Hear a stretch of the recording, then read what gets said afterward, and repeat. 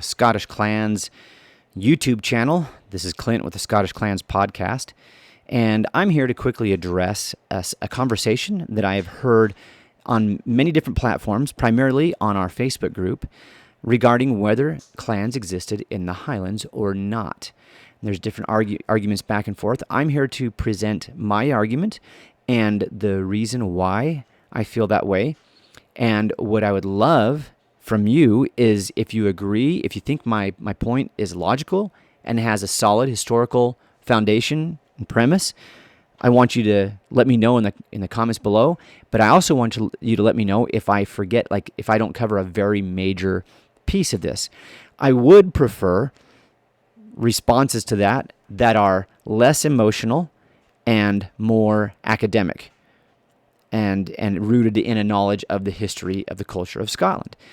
So let's start off with the premise of the argument that no, clans were only a Highland thing.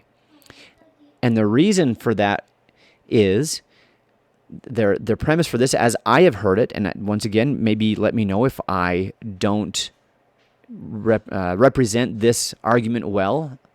But my understanding is the premise for that argument that clans only existed in the Highlands is that clan is a Gaelic concept, and therefore it only existed where they spoke Gaelic, and Gaelic was only spoken in the Highlands. And I want to address that really quick. So here's a map, and I got this and the map on the next slide from the University of St. Andrews. This is a map that shows the Gaelic, where Gaelic was spoken at different time periods of Scotland. So here's fairly early on right here, and I'm not going to address that too much because most of the clans of Scotland that we would recognize today, and let's just stick with the Highland clans for right now. Clans like the Mackenzies, the Camerons, the Campbells, MacDonalds, MacPhersons, MacLeods, most of those clans that we're familiar with, their beginning, like their progenitor, dates back to somewhere between the 1100s and the 1300s. Let me use an example. The MacDonalds. The MacDonalds were a huge clan, vastly powerful, and their territory, for those of you who don't know, was mostly through the Isles here and in the Western Highlands.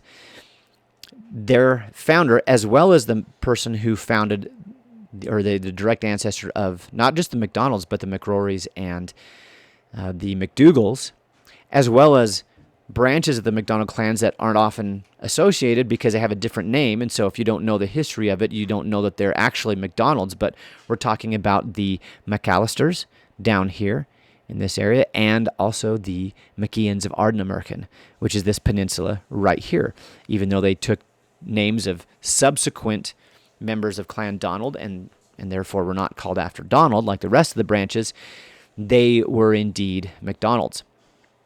Well, Somerled, who's the ancestor of all these clans that I've mentioned, he died in the mid-1100s, 1164 to be exact. All right, so there's an example of a quite a large collection of kindreds, clans, that their ancestor lives in the mid-1100s, or got a start before that but passed away in 1164. Another example from that could be, so I used a big clan. Let's use a little clan. Let's talk about the MacFarlanes that I have some genealogical connections to. They're down in the Loch Lomond area, northwestern shores of Loch Lomond. And actually, this is Loch Long that comes up right here. And after General Monk burned down their castle on an island in Loch Lomond, the chief established himself there in Errichar at the very, very head of Loch Long. The MacFarlanes take their name from Parlin. Now, he was descended from a line of people who had been established in there, a kindred already established in that area of the northern, what they call the Lennox, the northern part of that area. And they were indeed a junior branch of the Earls of Lennox. The MacFarlanes take their name from Parlin, and Parlin died, according to the MacFarlanes' own records, in 1309. All right, so that's on the other end of this time spectrum, but you can see that it comfortably fits in that window where most clans generate from the 1100s or the between the 1100s and the 1300s. Okay, so let's use that, the 1100s to the 1300s, as our time period where most of the clans, as we would recognize them today, generate from that time period. Okay, so where was Gaelic being spoken in that time period? Well, here's the extent of Gaelic in the 1000s, which you can see it covers most of the country, to include, yes, the Highlands, but also a lot of lowland territory, a lot of it. What about later, right? Because we're still a little bit before most of the clans have that we would recognize today have started. Well, can we go clear to 1400? According to my window there of the start of most of the clans that we recognize today, 1400 is after that time period. Yet we see that Gaelic is still spoken in many areas that on this map are considered outside of the Highland line. But even then, let's pretend all this area up here in Caithness and Sutherland, let's just clump it all in with Highland. Down here, even though the landscape levels out a little bit, Inverness is often referred to as the capital of Highlands. So let's include all that in the Highlands, but let's come along this north shore, and especially along the east coast. A lot of that's considered lowland. Clear down all through this area of Angus, down into Fife, and as we come down in here into this central belt here, you get in there, and then this gigantic chunk of southwest Scotland by 1400 is still speaking Gaelic. So what does that mean for our question? Did clans only exist in the Highlands, or did they exist in the lowlands too? Well, if it's a Gaelic phenomenon, during the time period that these clans are forming, Gaelic spoken all over Scotland, to include many lowland areas. So that's a little bit of a problem with the argument that clans only existed in the Highlands, and then because the Highlands are Gaelic speaking and clans a Gaelic thing. Now there might be other problems with that argument, but the one that I am addressing here, if that's true, then a lot of these lowland areas, if clan, the concept, is a Gaelic thing, then you have Gaelic spoken in here, and clan, no kidding, clans could have developed throughout here. In fact, an example of this would be the Macduffs, who are very closely related by blood to the MacAlpin dynasty, very closely. They become the early Mormaers and Earls of Fife, and I actually read a little bit of information from a gentleman, last name of Withers. I don't have the source for you, but I can put it in the notes. He's studying areas of Scotland and how long Gaelic was spoken there, and he claims that you may have clear up into the 1500s have had Gaelic speakers in Fife, and you have Clan Macduff. And there's the thing called the Law of Clan Macduff, and I'll let you look that up. You can Google that and find out what that is, but that's in records as late as the late 1300s. And so we have a clan based in Fife, super lowland, right? So there's something to consider. If clan is only a Gaelic concept, when Gaelic begins to retreat, let's go over this last map we have here. When it begins to retreat and it's no longer spoken in some of these areas that used to speak it in the lowlands,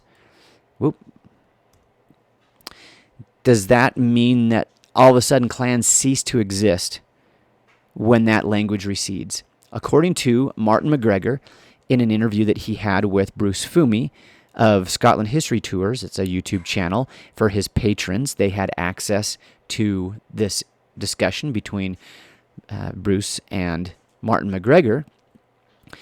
And Dr. McGregor was, the way he explained it is, he doesn't like this phrase clan system because it makes it seem uniform when it wasn't. Different clans had different ways of addressing problems and solutions, and also that is supported by Dr. Ali Cathcart, the University of Strathclyde. But Martin McGregor describes, as Gaelic recedes, it actually leaves behind this kin-based society. So well after time periods where Gaelic was spoken in these lowland areas, yet this kin-based society persists. And if we want to also reach out and grab in John Bannerman and a whole paper that he wrote something along the lines of, and once again, I'll put this source in the note, make sure that you've got these solid scholarly sources.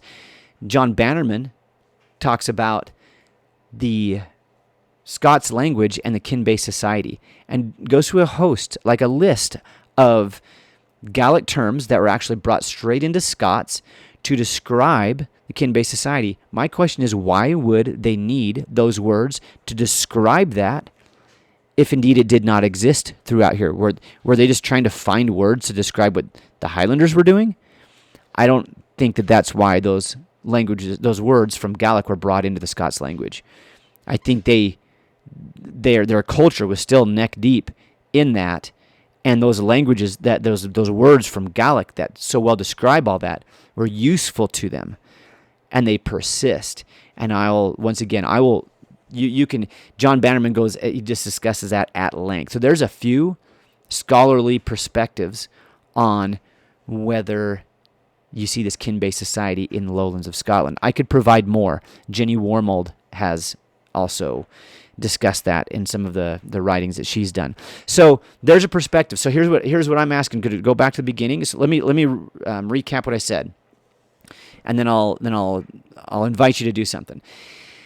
The premise is, if clans only existed in the Highlands because they were a Gaelic concept and that's where Gaelic was spoken, then what happened when all these clans were forming and Gaelic was spoken all over Scotland, including many areas in the lowlands?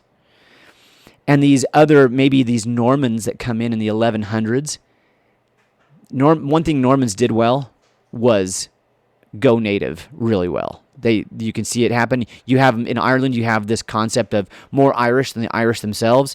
You can go to Irish Medieval History YouTube channel and learn all about that from Philip and Mike Doyle, who also has his own channel, the Clans and Dynasties, and they discuss this at length really well.